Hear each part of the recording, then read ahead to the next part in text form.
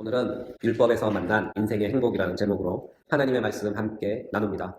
이 세상 노래 제목 중에 이런 제목이 있어요. 널 만난 것은 행운이야. 널 만난 것은 행운이야.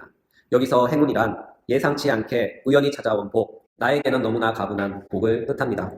그냥 우연한 만남, 그저 그런 만남 같았는데 그 만남은 나에게 있어서 아주 행복한 만남이었고 유익한 만남이었던 것이죠. 우리는 세상에서 무엇이든 잘 만나야 합니다. 그것이 사람이 되었던, 그것이 기회가 되었던 말이죠. 오늘 설교를 듣는 모든 이들에게 하나님께서 준비하신 특별한 행복을 만나시길 예수님의 이름으로 축복합니다. 오늘 본문은 하나님께서 우리의 행복을 위해 준비하신 특별한 선물에 관한 말씀입니다. 우리의 행복을 위해 준비하신 특별한 선물이 무엇인가 하면요. 바로 율법입니다. 율법은 우리에게 있어서 인생의 행복 그 자체가 된다는 말씀입니다. 이 말씀이 쉽게 이해가 되지 않죠? 여러분만 이해가 되지 않느냐? 그렇지 않아요. 말씀을 전하는 저도 잘 이해가 되지 않습니다. 왜 율법이 우리에게 행복이 되는가? 저도 잘 모르겠습니다. 아직 체험을 못해서이겠죠. 그래서 오늘 본문을 통해 함께 탐구해 보고자 합니다. 본문을 잘 관찰해 보면 12절과 13절로 나눌 수 있어요. 12절은 율법의 특성이 잘 나열되어 있습니다. 로마서 7장 12절 이를 보건대 율법은 거룩하고 계명도 거룩하고 의로우며 선하다.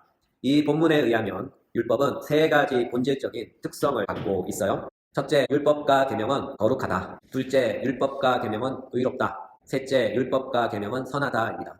13절은 12절에 나열한 율법의 세 가지 특성 가운데 특히 세 번째 특징인 율법의 선함을 강조합니다. 로마서 7장 13절 그런즉 선한 것이 내게 사망이 되었느냐? 그럴 수 없느니라. 오직 죄가 죄로 드러나기 위하여 선한 그것으로 말미암아 나를 죽게 만들었으니 이는 계명으로 말미암아 죄로 심히 제되게 하려 함이라. 이 본문에서 강조하는 것은 율법과 계명은 선한데 그 선한 기능으로 인하여 죄가 드러나므로 그 선함이 빛을 잃고 반대로 더 악하게 보였다는 것이죠. 그러나 그럼에도 불구하고 사도 바울은 이 두 구절을 통하여 강조하는 요점은 바로 율법은 선하다입니다. 율법이 선한 이유는 바로 하나님께서 우리에게 율법을 주신 이유가 인간의 행복을 위하여 주셨기 때문이라고 합니다. 율법이 왜 우리에게 행복이 될까요? 첫째, 율법은 본성상 하나님의 뜻이기 때문이죠. 하나님의 뜻은 율법을 통하여 우리에게 나타났는데 하나님이 원하시는 선이 무엇인지를 선명하게 보여준 것이죠. 모든 법은 그 법을 제정하는 분의 목적에 따라 그분의 뜻을 반영하여 만들어집니다. 사도 바울은 이렇게 만들어진 법을 하나님의 법이라고 표현합니다. 로마서 7장 22절 내 속으로는 하나님의 법을 즐거워하되 로마서 7장 25절 후반부 그런즉 내 자신이 이 마음으로는 하나님의 법을 육신으로는 죄의 법을 섬기노라. 이에 따라 율법은 온 세상의 법이 아닌 사람의 법과 구별된 하나님의 법입니다. 하나님께서는 자신의 뜻을 따라 하나님께서 의도하시고 목적하신 바를 정하여 율법으로 만들어 주셨어요. 사실이 이와 같기에 율법을 만드신 하나님께서는 선하신 분이시기에 하나님의 백성은 바로 그분의 선함을 따라 선한 존재가 되어야 하며 언제나 선한 상태를 유지해야 하며 지속적으로 선하게 살아가야 할 의무가 있는 것이죠. 따라서 율법은 곧 하나님의 뜻과 목적을 담은 하나님의 법입니다. 이와 같은 하나님의 법인 율법은 세 가지 주요한 특징을 갖고 있어요. 로마서 7장 12절 이를 보건대 율법은 거룩하고 계명도 거룩하고 의로우며 선하도다. 본문에 의하면 율법의 세 가지 특징이 나타납니다. 첫째, 율법은 거룩하다. 둘째, 율법은 의롭다. 셋째, 율법은 선하다입니다. 차례대로 살펴볼까요? 첫째, 율법은 거룩합니다. 헬라어로 거룩은 하기야입니다. 헬라어 하기야에 담긴 첫 번째 의미는 하나님께서 구별하신 것이나 하나님께 봉헌된 것을 가리키고 있어요. 따라서 거룩은 하나님께 구별된 모든 것을 거룩이라고 하며 또는 하나님께 봉헌된 모든 것을 거룩이라고 합니다. 하나님께 구별된 모든 것이라 할 때에는 그것이 너무나 포괄적이기에 몇 가지로 요약하면 다음과 같이 표현할 수 있겠죠. 먼저 시간이 될 수 있어요. 나의 시간 중 일부를 하나님을 위하여 따로 구별하여 드리는 것입니다. 따라서 그 시간만큼은 하나님을 위하여 하나님을 향하여 구별되었기에 그 시간은 거룩한 것입니다. 예를 들면 예배를 위한 예배 시간, 기도를 위한 기도 시간, 말씀 연구를 위한 연구 시간, 전도와 선교를 위한 봉사 시간 등등입니다. 하나님께 받은 하루 중 일부를 따로 떼어 하나님을 위하여 바치겠다고 결심하고 그 시간을 드린다면 그 시간은 거룩한 시간이 됩니다. 또한 물질이 될 수 있어요. 내가 번 수입 중 일부를 하나님을 위하여 하나님께 구별하여 드리는 것이죠. 가령 그 내용이 주일 헌금이 될 수도 있고, 그 내용이 11조가 될 수도 있고, 그 내용이 성교 및 감사 헌금이 될 수도 있겠죠. 이와 같은 이유로 우리가 하나님을 위하여 내가 소유한 물질의 얼마를 하나님을 위해 구별한다면 그것은 거룩한 것이 됩니다. 또한 사람도 될 수 있어요. 성경에 보면 하나님께 드려진 사람으로 아브라함의 아들 이삭도 나오고, 나시리인 삼손도 나오고, 사무엘도 나오고, 다윗도 나옵니다. 이처럼 하나님을 위하여 하나님의 특별한 목적을 위하여 구별된 사람, 봉헌된 사람은 모두 다 거룩합니다. 저도 그런 것 같아요. 예전에 우리 어머님께서 20살 때 처음 복음을 듣고 복음 안에 제시된 예수님을 믿고 은혜를 받아 이렇게 서원했다고 합니다. 하나님, 자녀 셋을 주시면 첫 것은 아들이 되었던 딸이 되었던 무조건 하나님의 종으로 바치겠나이다. 하나님께서는 어머님의 그 기도가 마음에 드셨는지 어머님의 기도대로 응답해 주셨죠. 그래서 오늘날 제가 목사가 된 것이 아닙니까? 하나님을 위해 따로 구별되어 봉헌된 바 된 것이죠. 이와 같은 의미에서 저는 이미 거룩한 사람이라고 할 수 있겠죠. 그래서 저는 빼도 박도 못하고 앞으로 평생 죽을 때까지 목회만 해야 합니다. 저는 어머님의 이 위대한 기도의 영향을 받아서 저도 어머니처럼 그렇게 기도 안 하죠. 혹여나 하나님께서 그렇게 응답하실까봐 그냥 하나님, 우리 가정의 귀한 선물로 주님의 자녀를 주시옵소서라고만 기도했습니다. 딸을 종으로 쓰시든지 안 쓰시든지 그것은 하나님과 우리 따님께서 앞으로 알아서 할 일입니다. 자꾸 이런 말을 강조하는 이유가 있어요. 성경에서 가르치는 거룩이란 개념 때문이죠. 거룩이란 개념 자체가 제의적 개념이에요. 제의적이란 말은 하나님께 드릴 제사의 목적을 위해 바쳐졌다는 그런 뜻입니다. 그것은 무조건 하나님 거란 이야기입니다.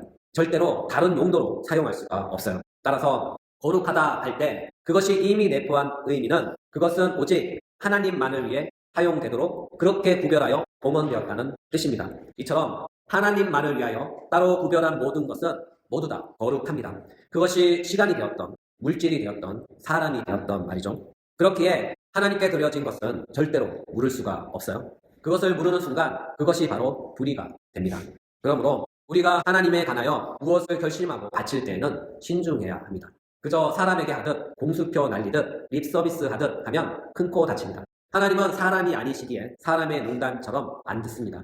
내가 하나님께 맹세하고 결심하는 순간 하나님께서는 그것을 받으시고 반드시 그것을 결산합니다. 따라서 우리는 하나님 앞에서 농담, 빈말, 공수표를 날리지 맙시다. 입을 가볍게 놀리다간 파산합니다. 인생이 고난 폭탄을 맞습니다. 공수표로 인한 큰 어려움이 이르기 전에 하나님께 약속한 모든 것은 반드시 잘 지킬 수 있기를 부탁합니다. 따라서 율법은 하나님을 위하여 구별된 거룩한 것이기에 율법은 거룩하며 율법을 따라 걷고 행하는 사람도 또한 거룩합니다. 둘째, 율법은 의롭습니다. 바울은 율법이 의롭다고 증거합니다. 본문에서 의롭다에 해당하는 헬라어는 디카이아입니다. 이 단어는 올바른, 곧은, 의로운 이란 뜻을 갖고 있어요. 고전 헬라어 문헌들에서 이 단어는 법적으로 올바르며 선하다는 뜻으로 사용되었죠. 그러나 이 단어가 그리스도인에게 적용될 때에는 하나님의 거룩함이 그리스도인에게 투영되어 반영되고 반사되어 나타남을 가리킵니다. 예를 들면 우리 주님은 마태복음 5장에서 이런 말씀을 하셨죠. 마태복음 5장 14절, 너희는 세상의 빛이라 산 위에 있는 동네가 숨겨지지 못할 것이요. 마태복음 5장 16절, 이같이 너희 빛이 사람 앞에 비치게 하여 그들로 너희 착한 행실을 보고 하늘에 계신 너희 아버지께 영광을 돌리게 하라. 이 구절에서 빛에 해당하는 헬라어는 포스인데 이 단어는 하나님의 속성을 가리킵니다. 예수님은 하나님의 속성을 빛에 비유했어요. 그리고 그리스도인들은 스스로 빛을 발할 수 없기에 하나님의 빛을 받아 하나님의 빛을 투영하고 반사하여 비추는 존재로 그리고 있습니다. 다시 말해서 그리스도인은 하나님의 빛을 받아 세상의 빛을 비추는 사람들입니다. 따라서 그리스도인의 삶 가운데 하나님의 속성인 올바름, 반듯함이 투영되어 그것이 삶으로 나타날 때 그것이 그리스도인의 의로움이 됩니다. 이와 같은 하나님의 의로움은 바로 하나님의 법인 율법에 담겨 있어요. 사실이 이와 같기에 우리가 율법이 가르치는 바를 따라가면 그는 하나님의 백성으로서 하나님이 보시기에 반듯한 인생, 올바른 인생, 정직한 인생, 의로운 인생이 되는 것입니다. 율법이 우리에게 의롭다는 자격은 줄 수 없지만 율법 그 자체는 의롭기에 율법의 가르침을 받고 따라가면 하나님의 뜻에 따라 하나님의 목적에 맞게 바르게, 올곧게, 정당하게 걸어갈 수는 있습니다. 사실이 이와 같기에 사도 바울은 이와 같은 율법의 선한 기능으로 인하여 율법은 의롭다고 말씀하신 것이죠. 셋째, 율법은 선합니다. 선하다에 해당하는 헬라어는 아가데입니다. 헬라어 아가데는 좋다, 아름답다는 뜻이죠. 특별히 이 단어는 내면적 도덕적 가치에 있어서 좋다, 아름답다 그런 뜻입니다. 다시 말해서 하나님 보시기에 좋다, 하나님 보시기에 아름답다 그런 뜻입니다. 따라서 율법의 가르침을 받고 율법의 가르침을 따라 행하며 사는 인생은 하나님이 보시기에 좋고 아름다운 인생입니다. 이와 같은 이유로 시편을 기록한 경건한 사람들은 율법을 이렇게 찬양했어요. 시편 119편 171절 172절 주께서 율례를 내게 가르치심으로 내 입술이 주를 찬양하리이다. 주의 모든 계명들이 의로움으로 내 혀가 주의 말씀을 노래하리이다. 이와 같은 이유로 하나님이 주신 율법을 배우고 그 가르침대로 살며 행하는 사람은 행복한 사람입니다. 왜냐하면 그는 하나님 보시기에 좋은 삶을 살고 있기 때문이며 그는 하나님 보시기에 아름다운 삶을 살고 있기 때문입니다. 사실이 이와 같기에 우리가 하나님이 보시기에 좋은 삶을 살기 위해서는 어떻게 해야 할까요? 율법을 가까이 하십시오. 우리가 하나님 보시기에 아름다운 삶을 살기 위해서는 어떻게 해야 할까요?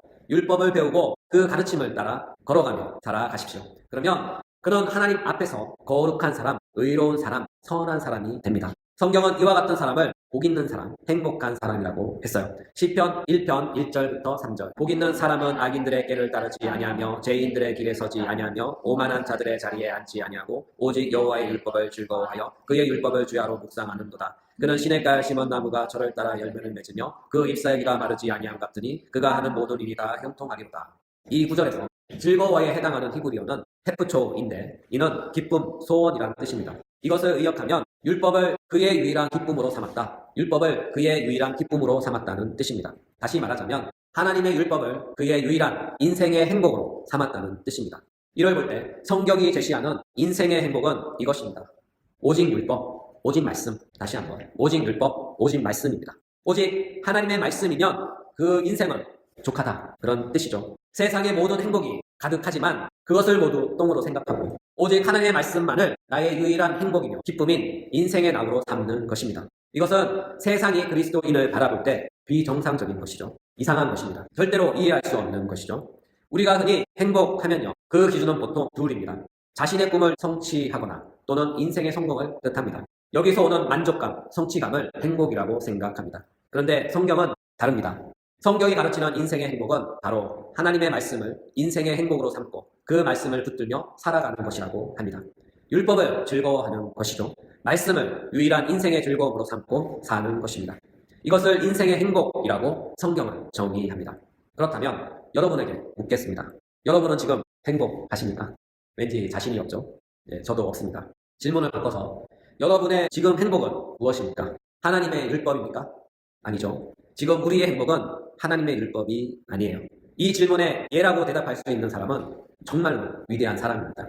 우리가 행복하지 않는 이유는 우리가 정한 행복의 기준이 성경이 제시하는 기준과 일치하지 않기 때문이죠. 우리의 인생이 즐겁지 않은 이유는 우리가 생각하는 기준과 성경이 가르치는 기준과 다르기 때문입니다.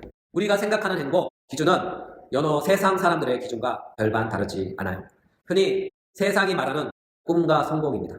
사실이 이와 같기에 우리는 우리 스스로를 평가해 볼 때 불행하다고 생각하고 우리의 인생은 즐겁지 않다고 생각합니다. 사랑하는 여러분, 저를 포함한 여기에 모인 우리 모두는 이제부터라도 행복의 기준을 인생의 기쁨의 기준을 바꿉시다. 성경이 제시하고 가르치는 기준으로 바꾸어 봅시다. 우리도 성경에 등장하는 위대한 인물들처럼 생각하고 성경적으로 한 번이라도 살아봅시다. 성경에 등장하는 위대한 인물들을 바라보십시오. 그들이 세상이 제시하는 꿈과 성공을 따라갔다면 그들은 절대로 순환을 당하거나 고생하며 인생을 살지 않았을 것입니다. 히브리서 11장을 근거로 생각한다면 아벨은 가인에 의해 살해당하지 않았을 것이며 노아는 120년 동안 산꼭대기에서 배를 만들지 않았을 것입니다. 아브라함은 고향을 절대로 떠나지 않았을 것이며 모세는 출애굽을 절대로 하지 않았을 것입니다. 그러나 그들은 세상의 행복을 바라보지 않고 세상이 제시하는 꿈을 쫓지 않고 오직 하나님의 말씀을 쫓아갔고 오직 하나님의 율법을 인생의 유일한 행복으로 삼고 살았습니다. 사랑하는 여러분, 우리 자신을 스스로 볼 때 아직 그들의 발자취를 따라가기에 많이 부족한 것처럼 보이고 자신 없어 보이지만 그래도 한번 노력해 봅시다. 성경은 그들이 우리와 같은 평범한 사람들이었다고 합니다. 그랬던 그들이 하나님의 말씀을 따라 그 말씀을 인생의 행복으로 삼았을 때 그들은 위대한 사람들이 되었습니다. 성경의 말씀하는 행복한 사람이 되었습니다.